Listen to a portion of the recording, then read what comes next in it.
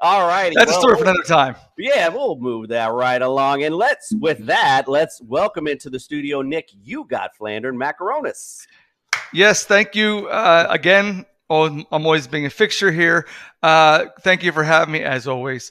I have no intro planned whatsoever, but you can find me at Nick at Penn Flanders on Twitter. And of course, I know I'm going to screw up Jason up, but I'm going to do it anyway. Please go to tssfantasy.com. Check out our merchandise and all of our wonderful quips and quibbles we have on there. And don't forget to check out our rankings because you know what? They're always right.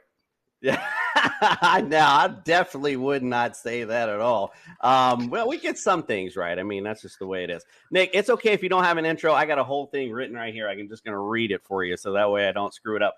Don't forget, if you're watching us on YouTube, hit that subscribe button. Don't forget, we have a Justin Jefferson giveaway all sealed up, ready to go, ready to ship July 4th. All you got to do, hit the subscribe button. You're automatically entered to win. Easy as pie.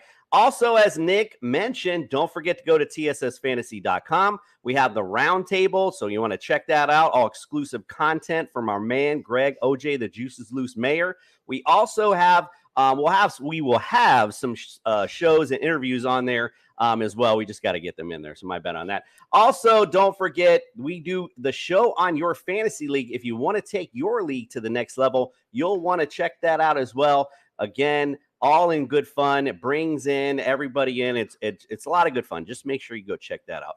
Also, we're getting close, guys. It's getting close to that time. Get on Underdog Fantasy. Use the promo code TSS. We will double your deposit up to $100. We're going to have lots of cool contests on there, not including the money, but we're going to have tickets to Gatorland. We're going to have some Miami Dolphin tickets to give away. We got it all for you. Nick, why do we do that? Well, for two reasons. One, because we can, but most importantly, because we're the fantasy show of the people. That's right. The fantasy show of the people indeed. It's time for Jacksonville. Dr. Miller came with us. We got a house call. Look, I'm a doctor, not an escalator. Spot, give me a hand.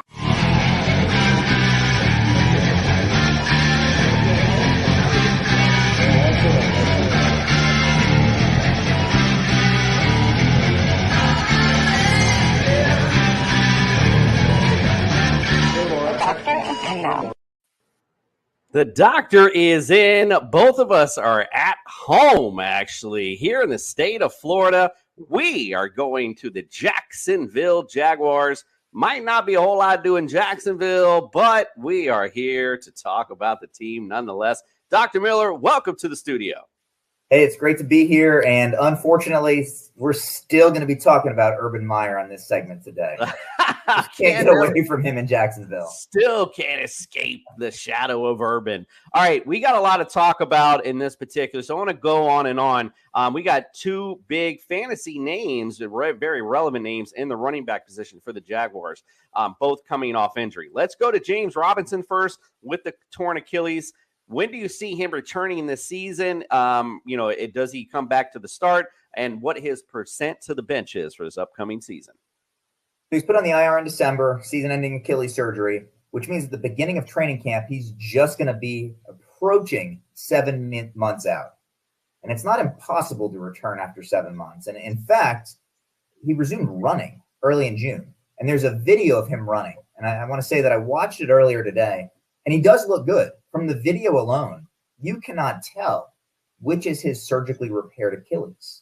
Now, this is in one view, and it's without any would-be tacklers. He's not changing direction.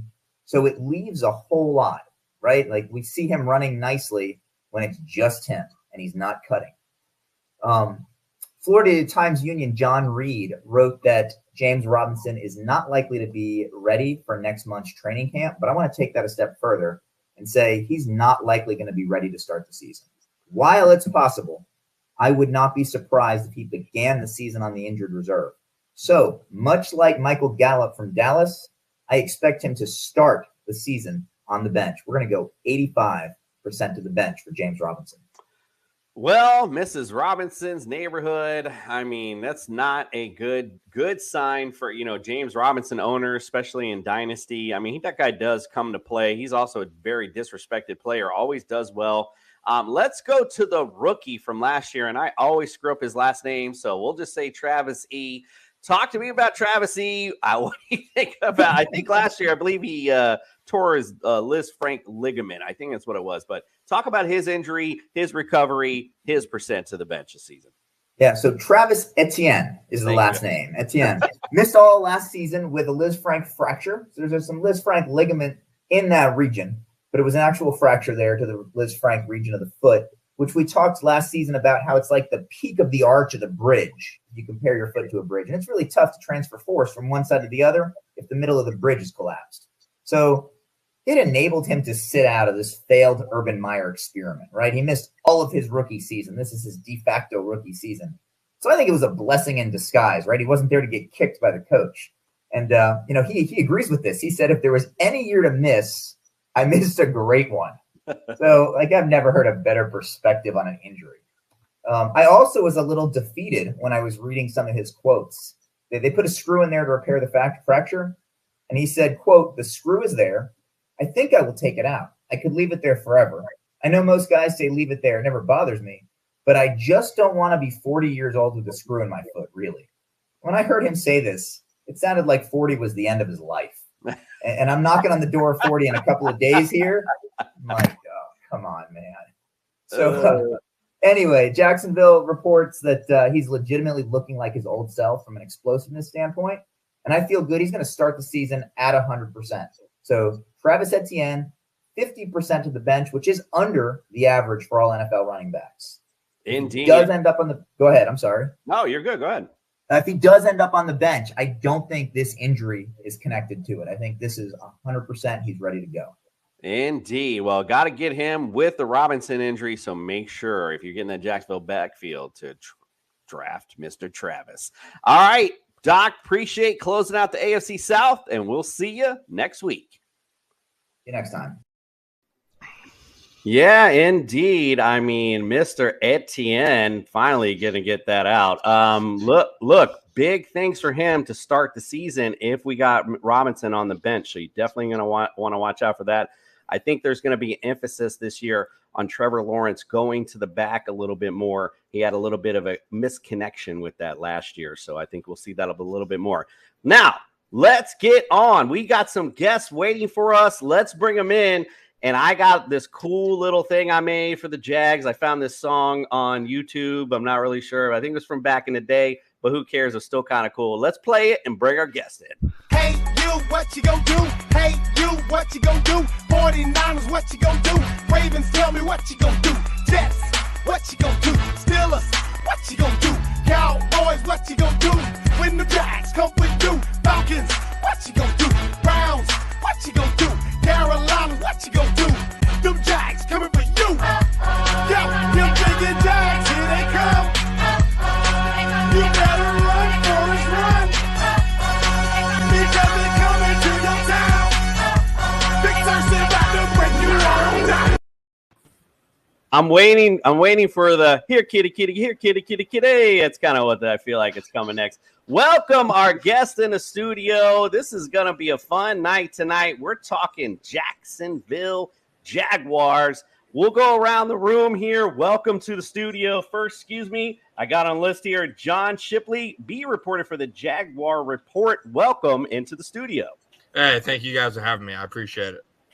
We are glad to have you. We're glad to talk about our friends from the north side of Florida, but from the south side of Florida, still repping the Jags. Let's welcome Lori Fitzpatrick to the studio. I try to look out where you're from. You had a lot of stuff on your YouTube, so if you wouldn't mind, let us know where you're from.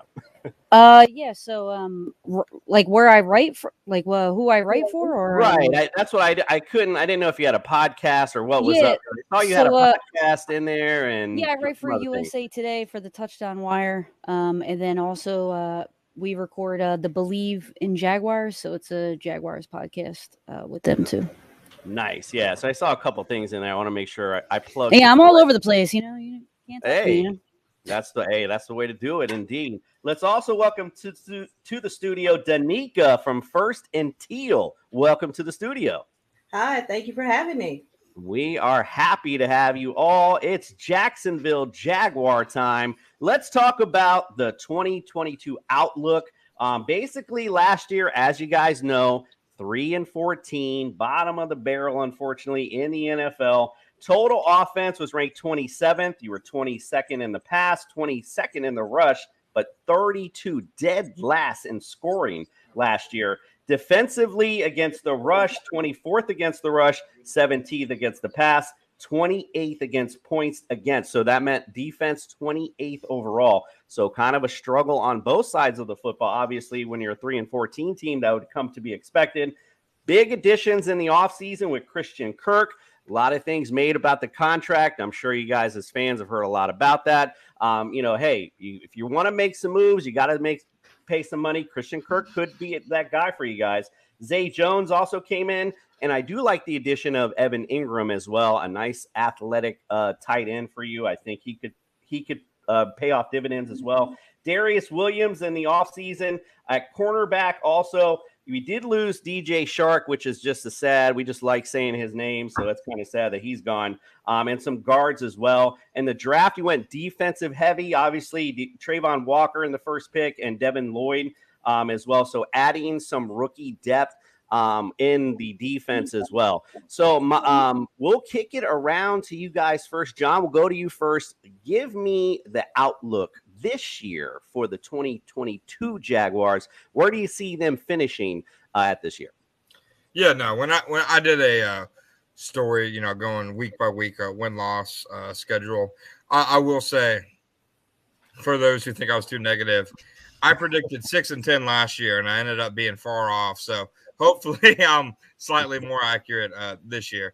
I saw, just going through the schedule, I see them as a 6-11, 7-10 type win team this season that I think is better than their final record. I think there's going to be a lot of games that they're competitive in, one because of the sheer upgrade in coaching and leadership, and one because of the upgrades of the roster.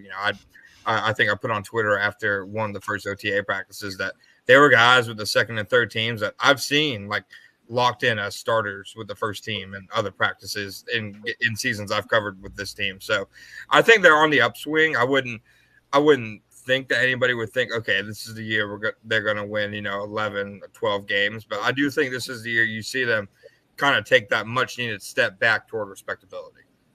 Oh, and you know what? I didn't even mention the coaching because I know once we get it, if it gets it all the way around to Nick, he's going to spend the whole time on Urban Meyer. So that's why I didn't even mention it. But yes, you are correct. That's liar, Urban liar, liar. It's already started. So let's get to Lori real quick before we have to hear any more from Nick. Give me your outlook for the Jags this season. I mean, it's pretty similar to John. Not going to lie.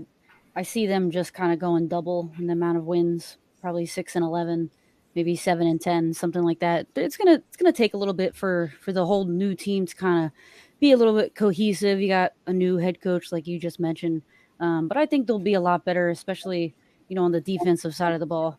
Like you guys said, they brought in some obviously the guys in the draft. Then you got Foye, who was the number one in tackles last season. I think that's going to be good. I think we all kind of wish they brought in another wide receiver. I think it's going to maybe hurt them by the end of the season, but maybe they can bring somebody in during the season. That would be pretty cool. But I would say about 6 or 7 wins.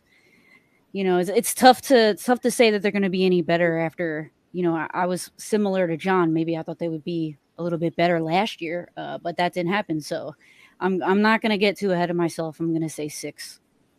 Sounds about a safe bet. Danica, what do you say? Well, and it's after Urban era. I think realistically, I think we're around 5-12. The fanatic or the fan of me that wishing for the best would think 8-9 would be nice, but I really think they're going to end up 5-12. And what I want to see is kind of a little bit what that end game with the Colts last year, like a team that's getting better. If they get better as the season goes on, I think that's a better outlook for the future. But I just think right now they got to kind of clean up that losing mentality, get out that bag. So it's going to take more than one season to get rid of that. Yeah, I mean, it's definitely a rebuilding project, no doubt about it. All right, Nick, it's Urban Meyer time, I'm sure. Go right ahead. What's your outlook for this year? Oh, Urban Liar. I'm gonna be positive. I'm gonna say 7-10 this year. I think you're gonna split some games with your division. I'm gonna say you're gonna split them with the Texans, and you might steal one from the Colts, and then the rest is gonna be a pick'em game. And of course, you got that game over there across the pond, which you always seem to find yourselves and usually win that game. I think you got a winning record over there, but I think you're going to have a 7-10 record this year. Yeah, wow. And listen, just so our guests are aware, Nick has pretty much trashed every AFC South team so far. So it's actually nice to hear him on an upswing. I only trashed 2 of them, and there's only 4. So yeah, I'm with you guys, kind of in the same aspect. 6 wins is where I got them at. It's, again, like you mentioned, it's a rebuilding project. You do have Doug Peterson, though, can mold Trevor Lawrence into something, maybe mold that offense into something cool. You got Chenault. You have playmakers on this offense. So, I think the big things could be coming for them. It's just a little bit slow and go, as they say. All right, we're going to go around the room. Let's go the opposite way. Danica, let's start with you. Give me a game on the Jaguars schedule that you're really pumping excited for. I'm always excited for the Colts game. I mean, we have their number when they come to town, and it always seems the most fun. The atmosphere is always great, and it just seems like we just give them the business. So I'm looking for that Colts game. Giving them the business. I like it. All right. What do you think, Lori? What's your best game on the schedule? It's tough, right? Because Tennessee, everybody always wants to see that game, but I'm actually going to go to the first week of the season, and they're going to face off against Carson Wentz again. They ended the season with Carson, and now they're going to start the season with Carson. And I think it's going to be a good indication of what the team's going to look like going forward. So I think Carson's going to want his revenge. And Doug Peterson, obviously, he always does well against Washington. So I think that's going to be a really exciting game. That's the one I'm starring on the schedule. Well, you're in Nick's wheelhouse tonight. We got Carson Wentz talk. We got, my Urban Meyer. I love it. All right, John, give me a game on the schedule you're really looking forward to. I'm going to go week 4 against the Philadelphia Eagles. I'm a sucker for revenge games, and I think, just the entire storyline of Doug Peterson returning to Philadelphia as an opponent for the first time. Peterson's obviously still super familiar with a lot of the players on the Eagles roster. He was the first head coach Jalen Hurts had. And I think just, kind of seeing those two sides battle out, seeing where the Eagles have come since Peterson. And, hey, if Peterson can sneak a win in Philadelphia in week 4, I'm sure the Philadelphia fans will take that very level-headedly and rationally. Man, you have no idea how you're setting this guy up. Now you're talking about Nick's favorite team. I love it. All right, Nick, you tell me, give me a game on the schedule you really like. Well, first, they're going to remove Doug Peterson's portion of that statue. They're gonna remove it and then put it in the Schuylkill River where it belongs. And then I think the game that y'all should be looking at is going to be the game against Denver in England. You always do well over there. Go over there, have a party, come back with a win. Well, what are you going to do, right? So that's the game. If I were you, I'd be circling. Yeah, I mean, looking at the overall schedule, I always look at the end of the schedule. I'm like, all right, what are the games that could be crucial down the stretch? How about this one right before Christmas, December 22nd, a winnable game for you going to the New York Jets. I mean, that's a winnable game for you guys, the Jets, and a big one might be, again, it could be, I hate to say playoff implications, but if it's down the stretch, you just never know, guys. You just never know. Might be making that run this year. We'll see.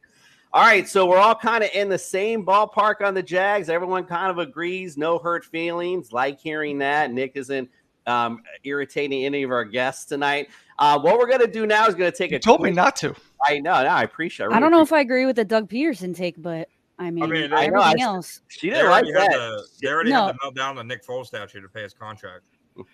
Yeah, I mean, they love Peterson. Well- though. they're gonna cheer him to death when he comes back. I don't know. Now, if the Jags win, then yeah, they might tear off the statue and throw it in the Schuylkill, but I don't think that's gonna happen. They love Peterson. They didn't even want him to leave. Lori, Nick is known as the grumpy old man on our show, so that's why you're getting that perspective right there. That's the grumpy old man. Get off my lawn stuff. I'm just a realist. That's all there is to it. We're gonna take a quick break, and when we come back, we're going to do Family Feud or Fantasy Feud. My bad. No copyrights there. Fantasy Feud Jaguar edition. And guess what? Tonight, the winner gets tickets to Gatorland. You guys are here in Florida. It's even cooler. All right, let's take a quick break. We'll be right back. Hayden, we love fantasy football. We do? It's a fantastic game, yet still not perfect. Like, I hate leaving high-scoring players on my bench. The worst, man.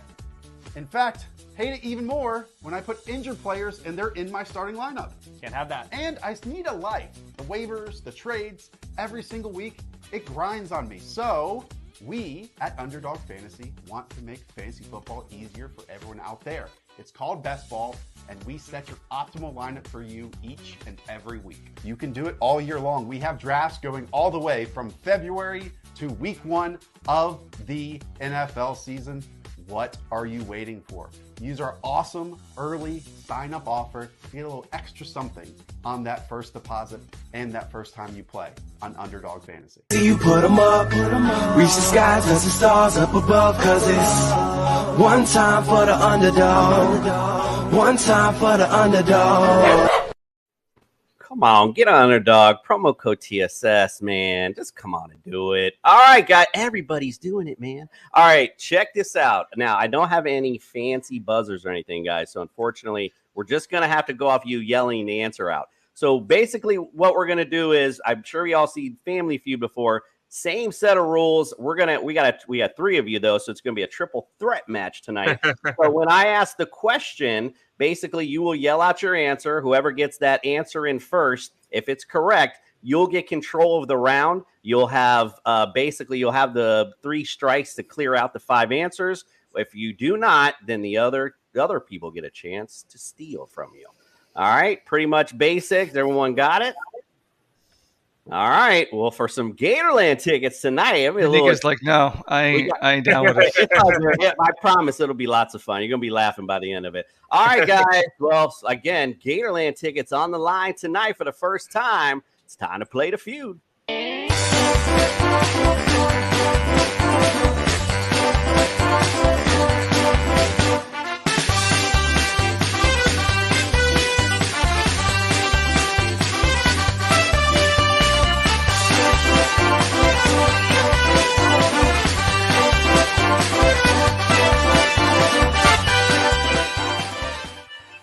Brad? Justin Jefferson. It's gonna be a long game.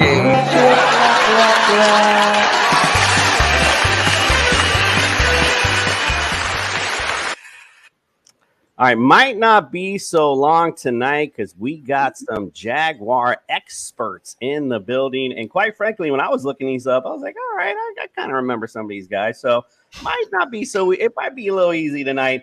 They were good at one point. They were, absolutely. They definitely had some heyday, at least, for sure. All right, top 5 answers on the board. Here's the first question. Give me, in Jaguars history, top 5 passing yard leaders. Mark Brunell.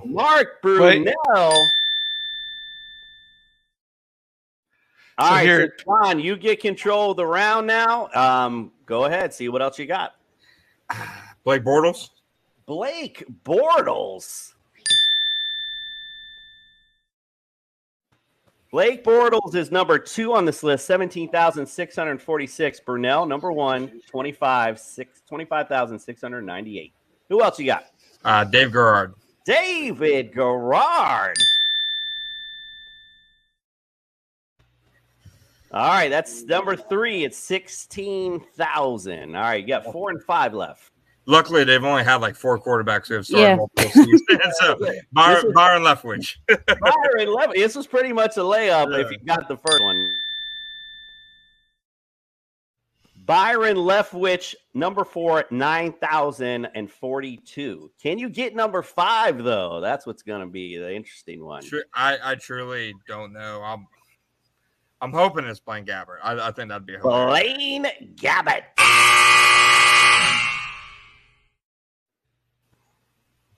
It's good for them that he wasn't the answer. you got 2 strikes remaining, sir. Oh man, Rob Johnson. Rob Johnson. Wow. One guy is still there. Number 5 just staring at me. Chad Henne. Chad Henne.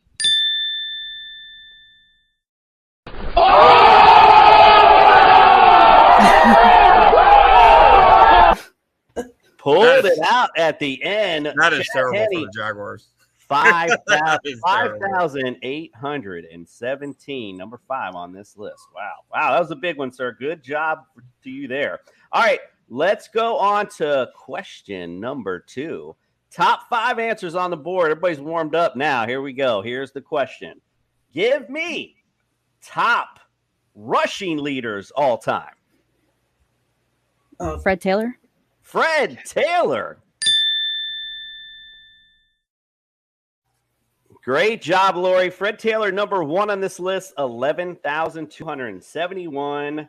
Who else you got? MJD. MJD, who, by the way, didn't even answer my invitation for the show. I had one, but never showed up. Yeah, Jimmy Smith was giving Nick the thumbs up. Like, yeah, I can't wait to see if that happens. All right, number 2, MJD, 8,071 yards. You got 3, 4, and 5 remaining. Leonard Fournette. Lenny Fournette. He's number 4 on this list, 2,631. You got 3 and 5 remaining. 3 and Stewart. Yes, good job. James Stewart. He's number 3, 2,951. You got no strikes and 1 remaining. Wow, the last one is what I don't know. Rushing. It's not TJ Yeldon. TJ Yeldon. No. I feel like I am missing Means. No, it can't be Means. Natron Means. 1 strike left. Damn, top right. I don't know who else is left. Dang. This one was tricky, I will say. It can't be James Robinson, right? James Robinson. Stop it. Get some help. I love that. Danica, I'm going to go to you first since John's already up 1. I'm going to go to you first to get a chance to steal it. You have a guess what number 5 is. Oh, my God. I have none. No guess.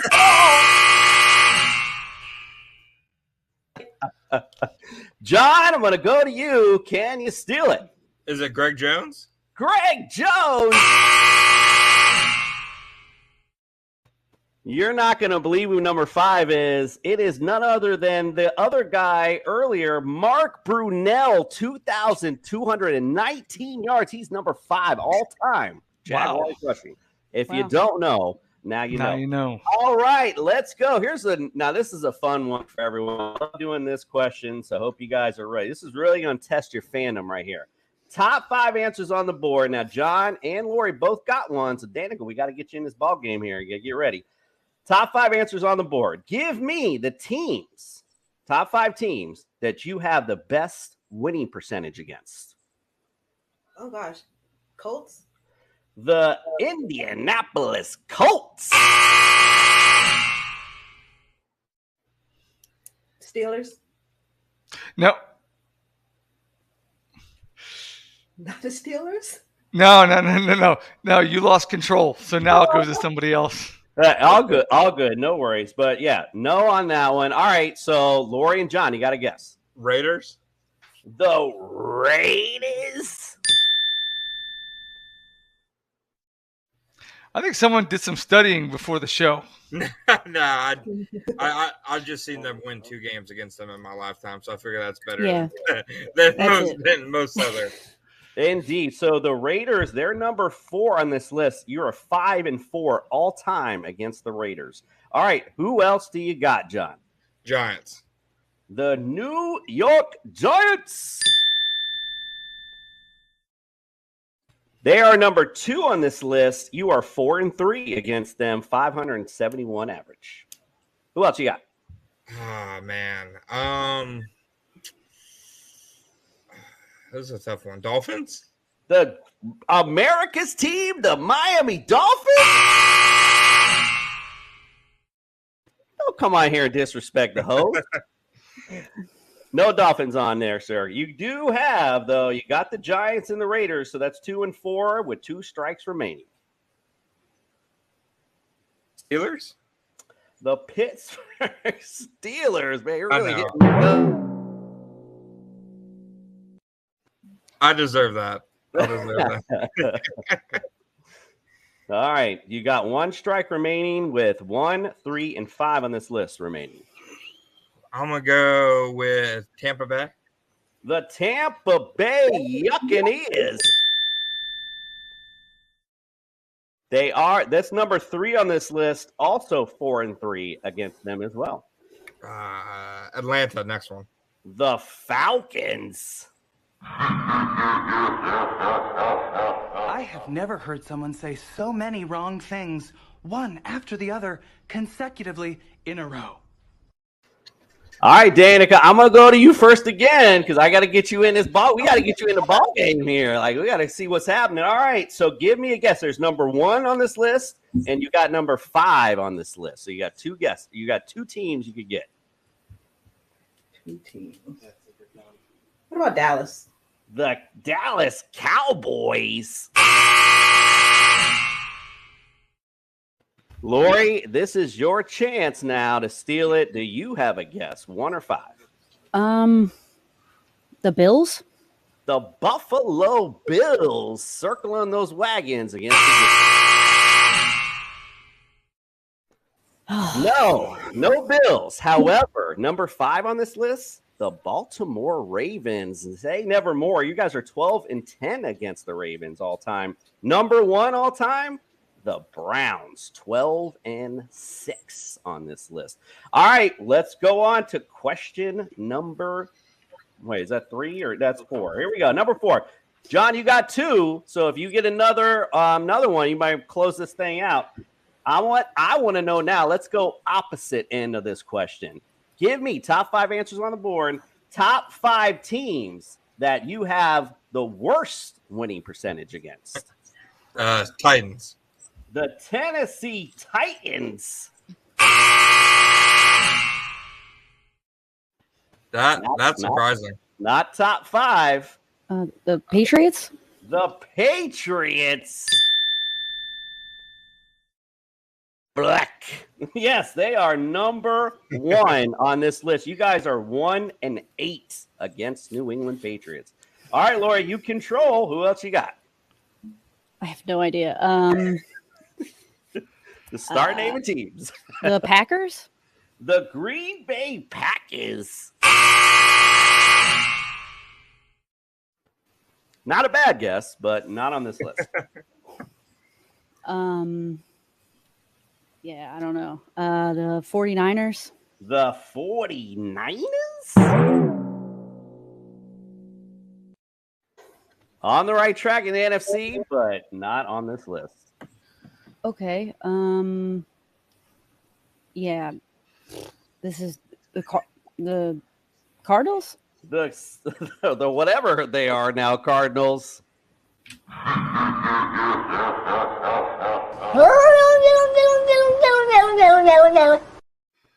All right, Danica, you know what time it is. There's a lot of meat on this bone, too. You got a lot of meat here. You got 2, 3, 4, and 5. I mean, get any one of those, and you take the crown.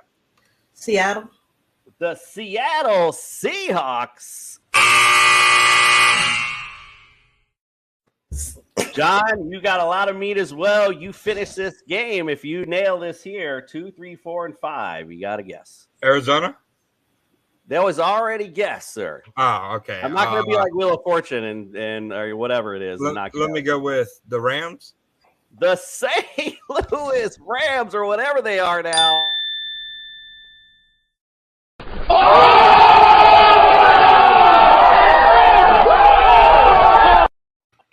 The LA Rams, my bad, are on this list. Number 4, 1 and 5 all time. Number 2, the Commanders. You guys are 1 and 6. You mentioned that game earlier. That could be one now you're really looking forward to. The Vikings, also, you're 1 and 6 against as well. Number 5, the Chargers. Both LA teams got your number now, 3 and 9 all time. Congratulations, John. You are the winner today. And again, Gatorland tickets for you. Congratulations to our winner.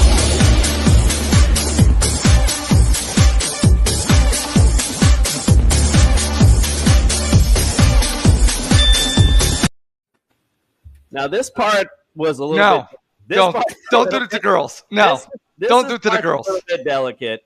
As a tradition on our show, the losers of the show, there's a little thing played. And, listen, I would thought about it and I was like, no, I'm not going to. But listen, we're in 2020. You guys, you guys are like the guy, you got to get 2022. Title IX, give it to me. All right, here we go. The losers of the week get the dumbass. I'm sorry, ladies. Of the week. Sorry. Dumbass. Thank these. They call me dumbass. Stupid. So you get nothing. You lose. Good day, sir.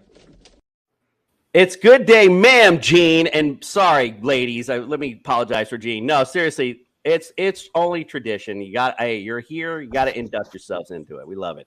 All right, we're going to take a quick break, and we come back. We're going to talk about individual players on the Jaguars and some fantasy prospects for this season. We'll be right back.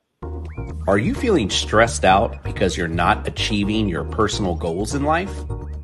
You're not alone. And like most, it's time to make a change before the inevitable. It's time to call in the coach. Vision, coaching, and consulting, because every champion has a coach. Our proven coaching methods have been in place for over 20 years and have helped professionals just like you achieve more than ever thought possible. We will partner with you and be there to ensure your goals are met. Our coaches will assist you in formulating a plan to achieve your goals. At Vision Coaching and Consulting, we offer business coaching, life coaching, and consulting services to get you back on track to meet those personal goals. And our virtual appointments make it easy to connect to a coach at any time you need them. Stop by and visit us today online at coachingandleading.org, or you can follow us on any of our social media platforms by our handle Coach Lead Win. Vision, coaching, and consulting, because every champion has a coach. Every champion has a coach indeed. All right, we're going to take we're taking a quick break. We are going to be talking about rankings. My bad. Are you guys ready? Always. I'm ready. I'm ready. I'm ready.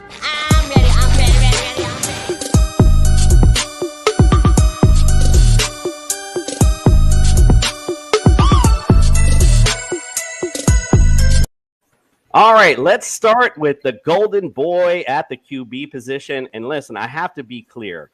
Ever since I saw Trevor Lawrence, all I saw him in, it was in a Dolphin uniform and them golden locks. I mean, he was meant for Miami Beach, where I know you agree with me no matter what team you like. He was meant for Miami, Trevor Lawrence. But anyway, I'll get off that.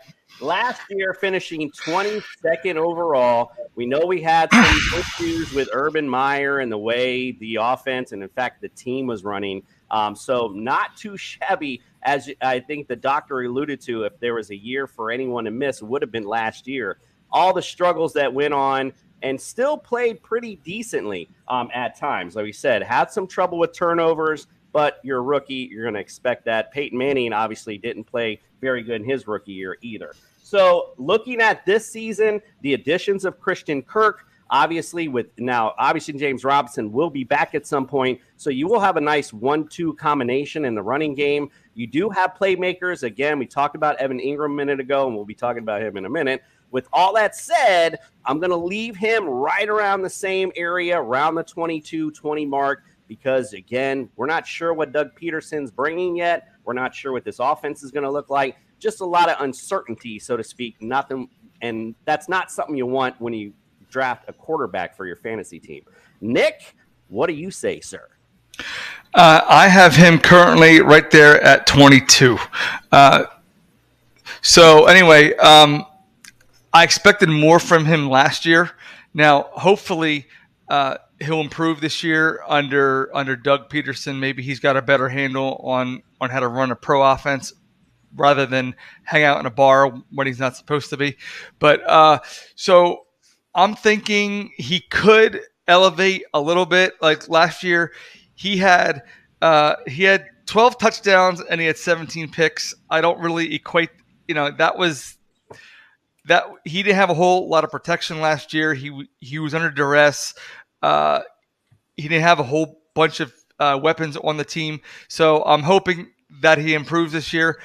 He may move up a couple slots, but up until we got to see. We got to see what the team brings. Plus, he lost his major security blanket last year, Etienne. So that would have helped out a lot. And then Robinson was hurt last season. Yeah, like I said, once both those guys, they come back healthy, it's a nice 1-2 punch. We'll get to those guys in a minute. My bad, we're jumping ahead. John, let's go to you first on the quarterback spot. You think we got your boy in the right spot? I think that the big thing with Lawrence entering year 2 is, cutting down on those 1 to 2, boneheaded throws a game. I think coming out of Clemson, a lot of people, didn't really consider him as, an uber aggressive quarterback who, kind of lives life on the edge at times on the field. But I mean, that's who he is. He has a Brett Favre-like approach to the game on the field. He wants to take chances.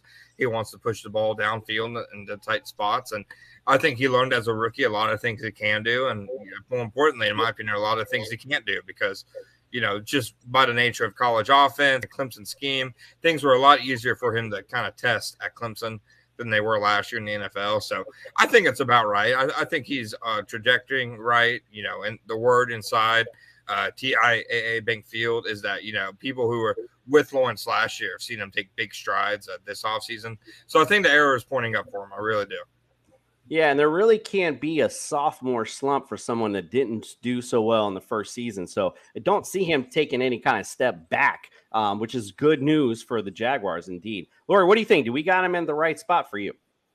I think he might end up actually a little bit higher. Not much higher, but I do think that the coaching is going to have a much bigger impact because I think the coaching, obviously like reflected off of the wide receivers and how bad they did. Obviously, Chark wasn't there, and like you guys mentioned, ETN wasn't available. But I still think that Doug is gonna centralize the offense, the passing game around his skill set, and I think that he'll do a lot significantly better. I think you're gonna have a better play caller, you're gonna have better plays, better schemes, better players around him that help him. Kind of take him to the next level. I think Christian Kirk is going to be kind of like his Amari Rodgers from Clemson type of deal. So I think they're gonna pair well together, and I think Ingram coming in there, just as long as he doesn't drop any passes, he's gonna be used like a Ertz and Goddard, back in Philadelphia the way Doug used them. So yeah, I think he's might be a little bit better than 22. Not much, but I still think I see a really high upside. Yeah, there's certainly some optimism. His ceiling is a little bit higher than last year for sure. Danica, what do you think? I know Pete Prisco likes to say, a good quarterback cures your ills and a bad one exposes them. And I'm about to say last year with Lawrence, it was hard to tell because everything was bad. So you couldn't really get a good feel for what he could and couldn't do. Like John said, he's probably learned what he can and can't do. And I would hope that this season, the coaching around the wide receivers gets better and they could all grow together, because we've seen in the past some of those bad routes with him and Chenault, and it was like constant, and it was like mental errors like that should be fixable. So hopefully they can all get that, going in the right direction. Yeah, I mean, again, obviously America's team, Miami Dolphins. I know what it's like to have a toxic coach on your team, and especially what it does to the quarterback position. So, I mean, all the stuff, like I had mentioned earlier, all the stuff that was swirling around Jacksonville with Urban Meyer being whatever he was going through his midlife crisis, whatever was going on with that man, all that running that team. Trevor Lawrence did a great job as a rookie, I think, with all that, around him and the weapons, that failed pretty much for him, and the line wasn't all that great. Again, like you mentioned, John, he likes to make plays down the field, but hey, you know what? It's all right to be a risk taker in this league now. Take those risks because they pay off when, obviously we got to have those guys down the field to make the play, but looks like we got that now. All right, so going to the running back position now. James Robinson, just so everyone is aware, was a definite favorite of mine in fantasy drafts because it seemed like he was always the guy that everyone seemed to forget about. You'd get him late in the rounds, and everyone just seems to always forget about James Robinson. But Matt Man gets on the field, he comes to play. I really do respect his game. Last year, 25th, and that was in 14 games. Now, obviously, not having Etienne there to take away those carries, obviously, was going to eat into that this year. Speaking of him, again, didn't play last year at all. So what I have them both this year, I have James Robinson 34. I have him taken step down only because now I got Travis Etienne at 37. So I got them kind of in the same ballpark. But again, that's because I just don't know what this offense is going to look like and who's going to emerge. I just know what I always go in fantasy, what's proven. Travis Etienne hasn't even touched the field yet. James Robinson is always solid when he's on the field. That's why I got him a little higher than Travis, even though he's projected to start right now. Nick, what you got, bro? Last year, James Robinson was their leading rusher at 767 yards and 8 scores in 14 games. So that's pretty good. Does anyone know who was their second leading rusher last year? Trevor Lawrence with 300 and some odd yards. So right there, you got the void that needs to be filled, and then in steps Travis Etienne. Right now, I have Etienne at number 30 because I think he's going to be the eventual starter. And of course, I'm going off PPR rankings because that's what the majority of the country does. And then I have Robinson at 36 in PPR. Now, the way their style looks like is where Etienne, he's going to take the swing passes and then the outside running lanes, and then Robinson's just going to be the bulldozer up the middle, and then I'm sure he's going to be the 10 and in guy. So you could get them as late rounders, and they could do well for you, especially maybe during the end of the season when you're going for your playoff push and they're getting garbage time.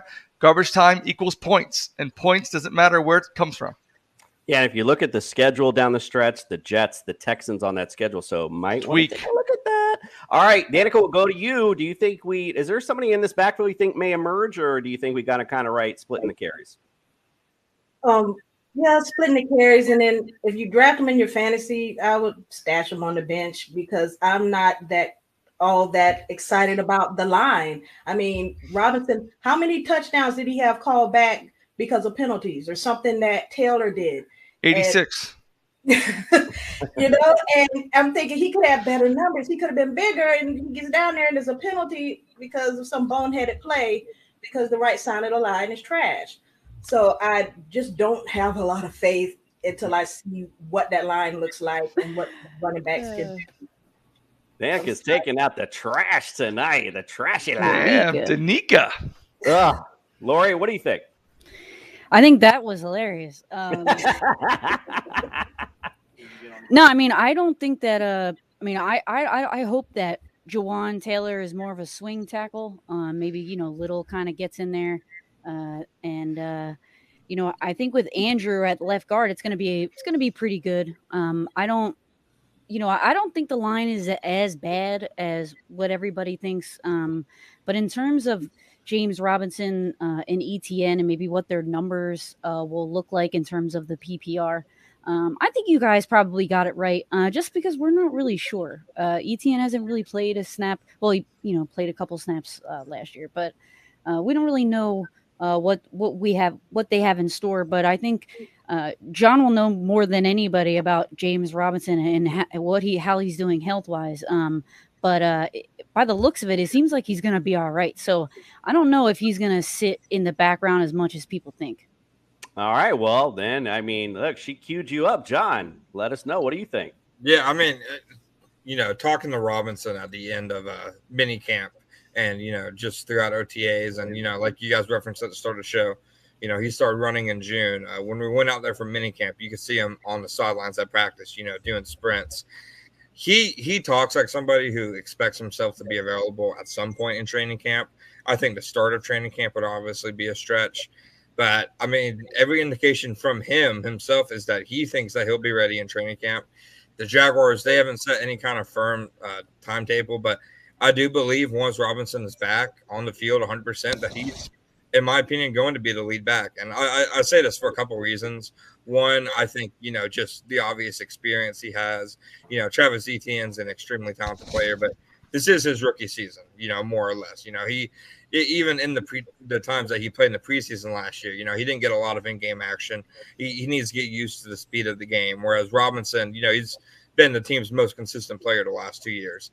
Secondly, I think when people think of a 3-down running back, I think people get this misconception that value on third down must be as a receiver. I think when you look at Etienne and Robinson, to me, Robinson's more of the third down back because Etienne's the biggest knock on him coming out of Clemson was his pass pro ability. I think you go out there and you look at him on the field and, I mean, you see it, he has a slender frame, he's a smaller running back. He's more of, that speedster. You don't look at him and think, okay, this is a guy who's going to pick up a 255-pound blitzing middle linebacker. So I think Robinson is just such an advanced pass blocker. I mean, it's a big reason why he started as a rookie that once he's healthy, I really think it's going to be hard for him to stay off the field. And I really could see them both, kind of being co-starters. But if Robinson's healthy, I don't think there's a scenario where Etienne's getting significantly more time than him. Yeah, I totally agree. That's why, like I said, I had Robinson a little higher. And, I like to see at the end maybe in that Darren Sproles type role. You're talking about, his frame and where he is. That's probably where you're going to see him at in this offense. And, listen, you tell Mr. Robinson, come on Jason Cooper show because he loves Mr. Robinson on this show. I'll draft him every year for sure. All right. Also, let's go on to the receivers. Again, Christian Kirk. The big acquisition for you guys. A lot of talk about that money, that's for sure. Hey, listen, we don't know if he's going to be worth it or not. Maybe it turns out, he could be one of the best of all time. You never know. But last year, number 28. And now, again, a different offense, obviously a different quarterback, different things set up. So it's a little different. Marvin Jones still, and don't forget about Laviska Shenault, if I'm glad I said that correctly. He was number 69 in 2021, and Marvin Jones, he was 37 last year. So pretty impressive stats indeed. Basically, where I got this is I got Christian Kirk at 49 because of, again, we talked about the uncertainty. I like Evan Ingram a little more than even the receivers is basically what I'm looking at because of the uncertainty of the line. Trevor Lawrence, I'd like to see, from what I read, there was going to be a lot of focus on getting the backs out of the football out of the backfield out of Trevor Lawrence's hands, so that way he's not sacked as much and not creating so many turnovers, is what I was reading anyway. So the receivers are just kind of up and down for me. Shenault might be end up being that gadget player that Peterson ends up going to make his little funky gadget plays. So we could see an emergence from him. But out of this receiving core, Christian Kirk, with all that money, I got him as the highest one ranked. Nick, what do you think? Yeah, I concur with you. I got Kirk. He's the only receiver that I have ranked at at number 48. Again, PPR. Chenault, I think this is his prove it or lose it year. Because Shark is gone now. He was supposed to be the guy last year, and then him and Lawrence just couldn't connect. The guy that took all the lion's share, no pun intended, of the receivers was Marvin Jones. And Marvin Jones had 832 yards and he had 4 scores. So I don't expect him to do that again. But Marvin Jones, he's like sneaky good. Like he'll have like a 2 or 3 week stretch where he'll get you like 15 to 20 points, and then you won't hear from him for like 6 weeks. So he'd be the definite streamer. And then I would draft Kirk at the low rounds. He's on everyone's radar now because of the money, and he had a decent season last year. So he's not going to be the steal that he used to be. Yeah, no, indeed. All right, Lori, we're going to go to you first on this one. Is there a receiver out of this core that you like, and what do you think we got it wrong or right? Half right. I don't know. No, I don't know. I think I like Christian Kirk. I think he might be, the guy to get the most, passes thrown to him. I just don't see, I think Chenault has to prove it a little bit more before he's even in the conversation, to be honest. But I don't know. Yeah, I would say, Evan Ingram would be the second guy just because of Doug Peterson's type of offense. And then maybe Marvin Jones. Yeah, no, that's a good take indeed. John, what do you think?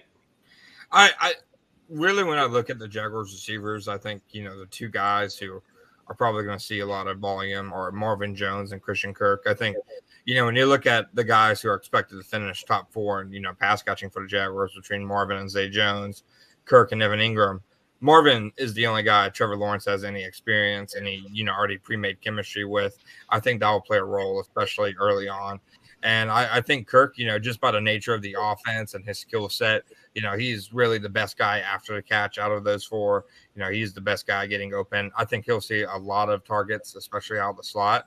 And I think Evan Ingram is, a sneaky guy behind those 2. But Zay Jones is somebody who I think he'll have more value to the Jaguars than he will in terms of fantasy or anything like that. But I just think the nature of the Jaguars receiver room and their offensive scheme, I don't think they're one of those teams that has a number 1 receiver that they're just going to, pepper with targets over and over. I could see 1 week Marvin Jones is the guy, and the next week Christian Kirk's the guy. It really could be dependent on who they're playing, who has the hot hand, stuff like that.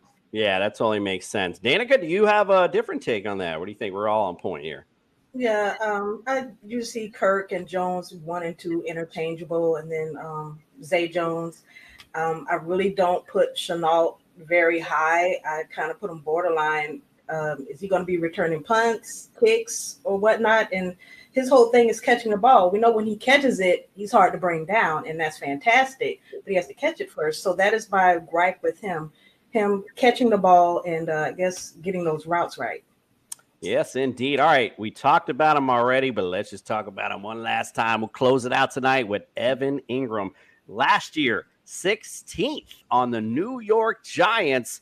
We all know the struggles they had on offense, but still 16th at tight end, not too shabby. Now coming to where, again, Trevor Lawrence has some weapons now, and Evan Ingram now knows that he's the man in Jacksonville. Hopefully, if he can stay healthy, Evan Ingram could have a big season for you guys. I still have him ranked around the same 15th, 16th rank, around that. I mean, I don't see anything going above just yet. However, again, let's see how this offense emerges. There is big potential for Evan Ingram to be a big sleeper at tight end this year. Nick, what do you say? You guys you're praising Evan Ingram. I don't even think it's even worth it because he always has that so much potential, and yet he literally drops the ball every single time in big moments. He drops the ball. So Peterson loves to do the double tight end set. So I think you're going to have Ingram on one side, obviously, and then Dan Arnold, the forgotten man who came to Jacksonville mid-season last year, and he was a savior, and now he's like, oh yeah, we got that Dan guy, yeah. So we can see a lot of that double set there, but if you're looking at Ingram as one of your main receivers, especially at a high volume, you really don't have anybody because he just drops everything. Way to throw the wet blanket on the show as we're closing it out. John, what do you got to say on Evan Ingram? What are your thoughts? No, I mean, I really think that Ingram, in my conversations, both with, the Jaguars, their tight end coach, their position coach, other members of the staff, and even Ingram himself. So I think I'm not sure there's a player with more of a chip on their roster, on their shoulder coming into this offseason, than Evan Ingram. I really think that he's determined to put, that kind of Giants tenure behind him. And I think it's important to remember he's the only Jaguars free agent who signed a 1-year deal this offseason. He's the only guy who really, is on a prove it deal to where, if you want to cash in next year, you have to produce this year. So I think if you combine that with Doug Peterson's scheme and the fact that his skill set, in my opinion, Trevor Lawrence, the type of receiver I think we've seen him thrive the most with in the NFL and at Clemson is kind of a big body guy with a big catch radius just because he loves, testing the waters downfield. I think Ingram is the guy on the roster that, really most fits that mold. He's got a chip on his shoulder because people like Nick are talking trash on him. Laura, what do you think about Evan Ingram this year? I mean, you got Daniel Jones thrown to him, so maybe that's why, Agreed.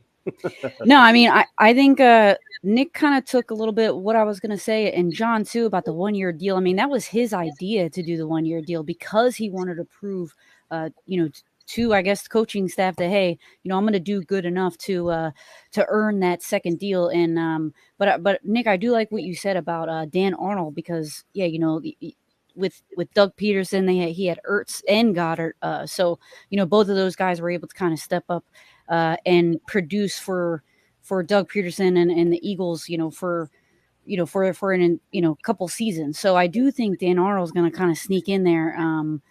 But I do agree with John. I think Ingram's going to be a bigger piece of the puzzle. And I think he's going to prove it to everybody that, he does deserve that long-term contract. You guys are hearing from the Jaguars experts. Dan Arnold might be that sleeper tight end this year. All right, Danica, close us out. What do you think of Evan Ingram? Well, he's going to get a lot of opportunities because after Dan Arnold, there's a talent drop off in that tight end room. So it's Ingram and Dan Arnold and the other two guys. So so he has a big shot and he has a chance because who else is the ball going to? Chris Manhertz and Arrow. Quick to Google, Nick, as always. All right, well, listen, I appreciate you guys coming on here. We're in our home state of Florida, celebrate the Jaguars. Unfortunately, Nick threw the wet blanket before we headed out. But I want to go around the room, tell everyone where they can subscribe and follow all your great stuff. John, we'll start with you first.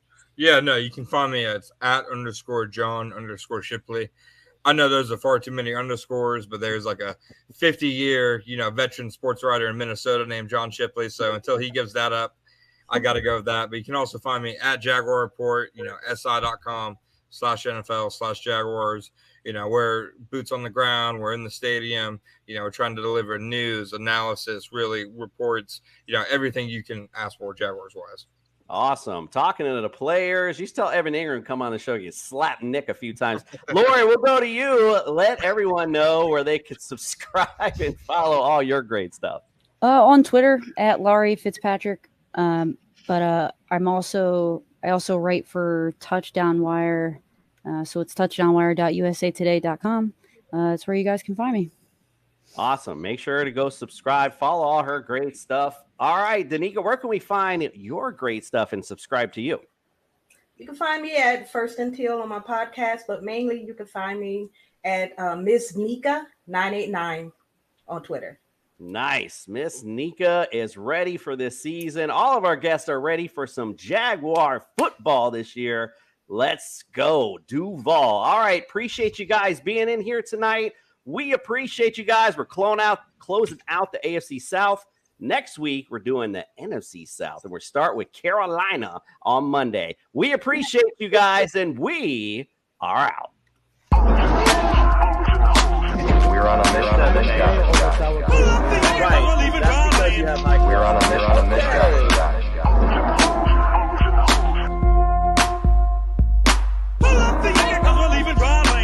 We're on a mission. Put on your life vest and stop anchor. Put on your life vest and stop anchor. Put on your life vest and stop anchor. Put on your life vest and stop anchor. We're on a mission. Yeah, that's what it